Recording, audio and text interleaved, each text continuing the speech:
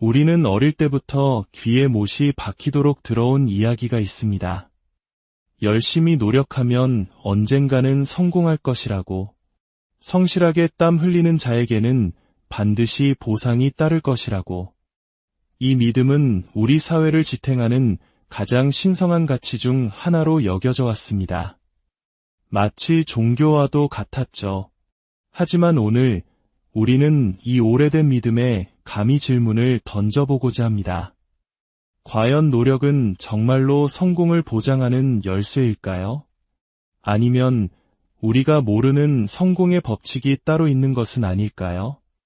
이 질문에 대한 답을 찾기 위해 우리는 시간을 거슬러 19세기 프랑스 파리의 한 낡은 하숙집으로 가보겠습니다.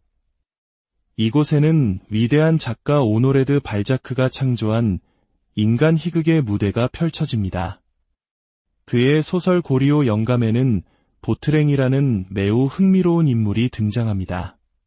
그는 산전수전 다 겪은 세상의 이치를 꿰뚫고 있는 미스터리한 인물이죠. 그리고 그는 순수하지만 야망에 찬 젊은 법대생 라스티냐크에게 인생의 비밀에 대해 이렇게 속삭입니다. 이복의 젊은이, 공부와 재능, 그리고 노력으로 사회적 성공을 이룰 수 있다는 건 다 환상이야. 자네가 그 길을 택한다면 어떤 미래가 기다릴지 내가 알려주지. 보트랭은 차갑고 현실적인 계산을 늘어놓습니다. 자네가 30살이 되면 연봉 1200프랑을 받는 판사가 되어 있겠지. 40살에는 그 낡은 법복을 벗어 던지지 않았다면 방앗간 집딸과 결혼해서 겨우 6천 리브르 정도의 수입으로 살아가게 될 거야. 운이 좋아서 권력자에게 잘 보이면 30의 왕실 검사가 될 수도 있겠지. 하지만 알아둬야 할 게 있어. 프랑스 전역에서 검사장 자리는 고작 20개뿐이야. 그런데 그 자리를 노리는 야심가들은 2만 명이 넘어. 그 중에는 자기 가족이라도 팔아넘겨서 한 단계 올라서려는 족속들도 수두룩하지. 변호사가 되고 싶다고? 좋아. 그렇다면 10년간 비참한 생활을 견뎌야 해. 한 달에 1000프랑씩 쓰면서 도서관과 사무실을 유지하고 사건을 따내기 위해 서기의 옷자락에 입을 맞추고 법원 바닥을 혀로 핥아야 할지도 몰라. 파리에서 신살이 넘어서 연 5만 프랑 이상 버는 변호사가 5명이나 될 것 같은가. 보트랭의 결론은 간단하고도 충격적이었습니다. 그는 라스티냐크에게 그런 헛된 노력은 집어치우고 부잣집 딸을 유혹해서 결혼하라고 조언합니다. 그것만이 인생의 유일한 지름길이라고 말이죠. 노력, 재능, 공부, 보트랭은 이 모든 것을 비웃었습니다. 그것은 대중을 통제하기 위해 사회가 퍼뜨린 신화일 뿐 현실에서 노력은 아무런 결실도 맺지 못한다고 단언했습니다. 19세기의 소설 속 이야기라고 치부하기엔 너무나 날카롭지 않습니까? 이 이야기는 시대를 넘어 우리에게 기묘한 공감대를 형성합니다. 실제로 수십 년 후 제가 젊은 시절 잠시 어울렸던 이스라엘의 한 거물 조직폭력배는 보트랭과 똑같은 말을 훨씬 더 직설적인 방식으로 제게 들려주었습니다. 제가 성공의 비결이 무엇이냐고 묻자 그는 이렇게 말했습니다. 인생에서 성공하는 길은 딱 2가지뿐이야. 좋은 집안에서 태어나거나 좋은 집안으로 들어가거나. 이 거친 말 속에 담긴 지혜는 발자크의 통찰과 정확히 일치합니다. 그리고 놀랍게도 오늘날 하버드 비즈니스 스쿨과 같은 세계 최고의 학문기관에서도 비슷한 결론을 내놓고 있습니다. 성공에 필요한 것은 무엇일까요? 하버드의 연구에 따르면 가장 중요한 요소는 바로 운과 초기 자본입니다. 즉, 얼마나 운이 좋은지, 그리고 얼마나 부유한 가정에서 태어났는지가 성공을 결정하는 핵심 변수라는 것입니다. 노력이나 재능이 아니라요. 이러한 주장은 프랑스의 경제학자 토마 피케티에 져서 21세기 자본과 이데올로기를 통해 더욱 명확해집니다. 그는 방대한 데이터를 통해 자본 수익률이 경제 성장률보다 항상 높다는 사실을 증명했습니다. 쉽게 말해 돈이 돈을 버는 속도가 노동으로 돈을 버는 속도보다 훨씬 빠르다는 뜻입니다. 이는 아무리 열심히 일해도 상속받은 자산을 가진 사람을 따라잡기란 거의 불가능하다는 냉혹한 현실을 보여줍니다.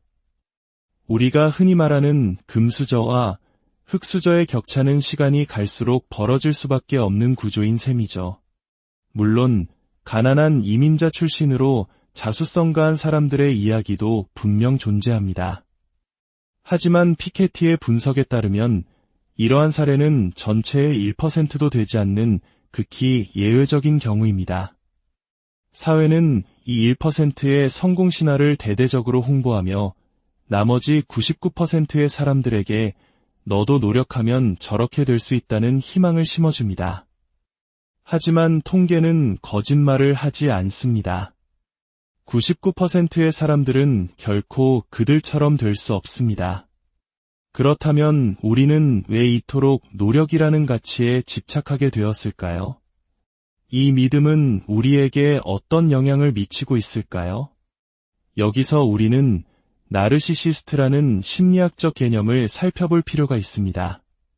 흔히 나르시시스트라고 하면 일중독에 빠진 야심가를 떠올리기 쉽지만 사실 대부분의 나르시시스트들은 극도로 게으르고 노동을 혐오합니다. 그들은 자신이 특별한 존재이기 때문에 굳이 힘들게 노력하지 않아도 모든 것을 누릴 자격이 있다고 믿습니다. 그들에게 게으름은 단순한 나태가 아니라 나는 너희 같은 평범한 노예들과는 다르다는 우월함을 과시하는 일종의 선언입니다. 이들의 내면에는 나는 존재 자체로 완벽하고 위대하다. 그러니 세상이 나에게 성공과 부, 명예를 가져다주는 것이 당연하다는 비뚤어진 특권의식이 자리 잡고 있습니다. 이들은 생각만으로 현실을 바꿀 수 있다는 마법적 사고에 빠져 있습니다. 부자가 되고 싶다는 소망을 품는 것만으로 충분하며 실제로 그 목표를 위해 공부하거나 투자하거나 땀 흘려 일하는 과정은 불필요하다고 여기는 것이죠. 이러한 사고방식은 사회 전체로 퍼져나가 사기꾼의 문화를 만들어냅니다. 노력이 어리석은 자들의 행위로 치부되는 사회에서는 정당한 과정 없이 결과를 얻으려는 지름길에 대한 유혹이 강해질 수밖에 없습니다. 다단계 사기, 코인 투자 열풍, 그리고 하룻밤 사이에 스스로를 전문가라 칭하며 사람들을 현혹하는 수많은 온라인상의 인물들. 이 모든 현상은 노력은 배신한다는 냉소주의와 나도 쉽게 성공할 수 있다는 나르시시즘적 환상이 결합된 결과물입니다. 우리는 지금 인생을 해킹하라는 구호가 넘쳐나는 시대를 살고 있습니다.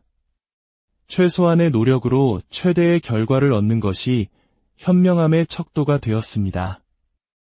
하지만 이러한 지름길에 대한 집착은 결국 우리 사회를 사기꾼과 협잡꾼들이 판치는 무대로 만들고 있습니다.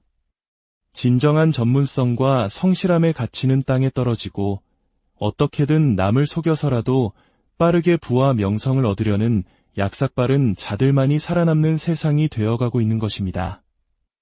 19세기 소설 속 인물의 냉소적인 조언이 21세기 현실을 이토록 정확하게 꿰뚫고 있다는 사실은 우리를 씁쓸하게 만듭니다. 우리는 여전히 열심히 일하면 성공한다는 낡은 이야기를 아이들에게 들려주고 있습니다. 하지만 우리 마음 한편에서는 이미 알고 있는지도 모릅니다. 이 게임의 규칙은 처음부터 우리에게 불리하게 짜여 있었다는 것을요. 그렇다면 우리는 이 냉혹한 현실 앞에서 어떤 태도를 가져야 할까요? 모든 희망을 버리고 체념해야 할까요? 아니면 이 거짓된 신화에 맞서 새로운 가치를 찾아 나서야 할까요? 이 질문에 대한 답은 각자의 몫으로 남겨두겠습니다.